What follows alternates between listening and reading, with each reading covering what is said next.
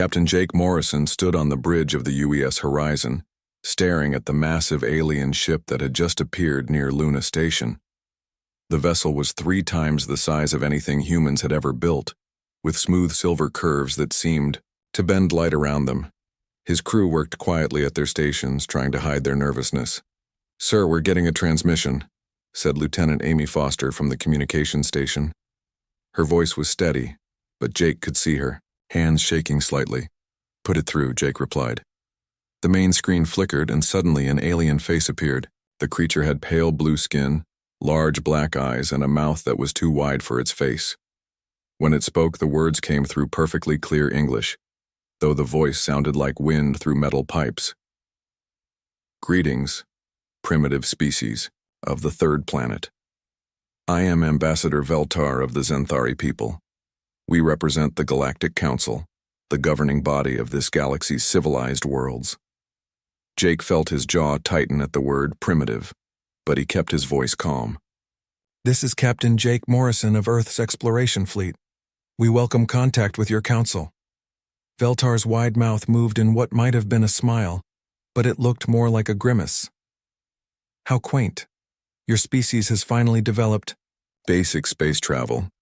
We have been watching your progress for some time." Down on Luna Station, Dr. Lisa Grant hurried through the corridors toward the main conference room. As Earth's leading expert on alien biology, she had been called in the moment the alien ship appeared. She had dreamed of this day her entire career, but now that it was happening, she felt completely unprepared. The conference room was already full when she arrived. Admiral Paul Scott sat at the head of the table, his weathered face showing no emotion.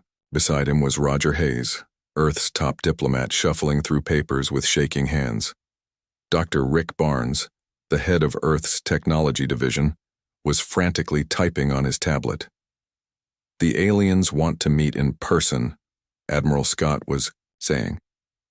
"They're sending a delegation to Luna Station tomorrow." Dr. Grant took her seat. "What do we know about them?" "Not much," Dr. Barnes replied without looking up from his tablet. "Their ship uses technology we can't even begin to understand. Energy readings are off the charts, but we can't figure out how they're generating that much power." Roger Hayes cleared his throat. According to their initial message, they represent something called the Galactic Council. It seems to be a government that spans multiple star systems and hundreds of different species. "And they want us to join?" Dr. Grant asked. "Not exactly," Admiral Scott said grimly. "They want us to apply for membership. Apparently there's a long process involved."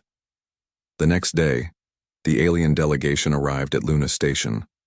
Dr. Grant watched through the observation window as 3 different types of aliens walked through the airlock. Ambassador Veltar led the group, his tall, thin frame moving with an odd grace.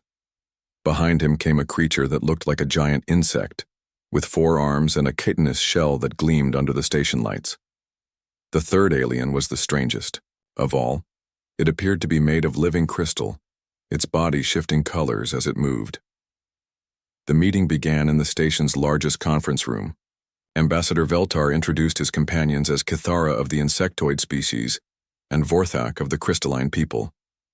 All 3 beings looked at the humans with what could only be described as barely concealed amusement. "Your species wishes to join the Galactic Council," Veltar began. "This is a process that typically takes many decades, if successful at all." Roger Hayes leaned forward. "We're willing to do whatever is necessary." The insect-like Kithara made a sound that might have been laughter. "Willing, perhaps. Capable is another matter entirely." Her voice was sharp and clicking, like branches, breaking. Vorthak spoke next, his voice like musical tones.